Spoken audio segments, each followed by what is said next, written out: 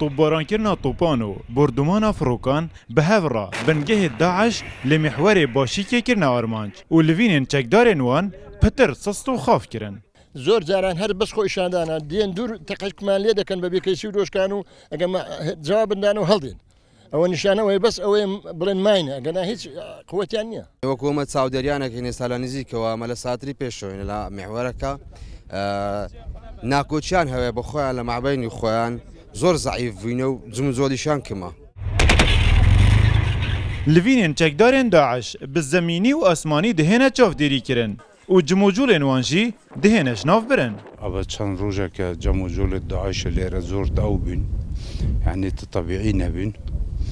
مجبور پیشی که او بشین ضربه که آن تشتگیل پیشمرگه بدن ما ابرو بریس پیده ما جیت خو گرتن و ما قصب مولگه و اویت وان کرن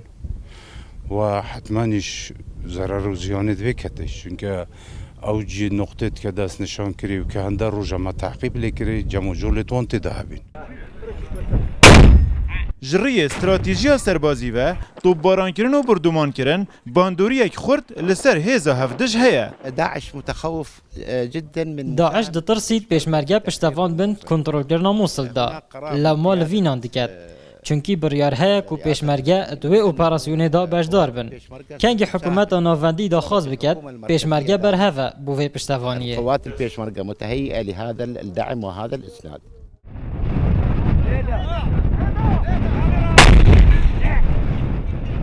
فروكه و چکن فرمانده یا هیزکانی پشتیوانی ایک بنگهن داعش لگوندن پیرحلان پیربندک خراب دلیل و تست خراب لدورا باشی که کرنه آرمانج و جمارکا چکدارن هاتنه کشتن جوان سرپرشت هیزن داعش لوی محوری بناوه ابو عبدالناصر سر رای لاوازیا چکدارن داعش لناف سنتر نحیا باشی که فروکن هف پیمانان و طوبخانه هیزن پیشمرگی بردوان بنگهن وان طوباران دکن لو ما بإجاري جمو جولن وان كين بوينه